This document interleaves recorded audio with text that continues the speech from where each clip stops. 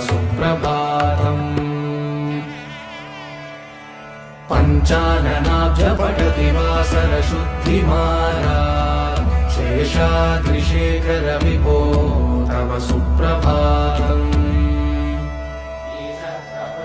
ईषत्प्रफुल्ल सरसीरुहनारिकेलपूगद्रुमादिसु शेषाद्रिशेखर विभो तव सुप्रभातम्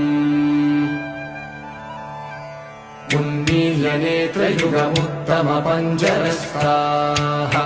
पात्रावशिष्टकदलीफलपायसानि भुक्त्वा सलीलमतकेलिसुखाः पठन्ति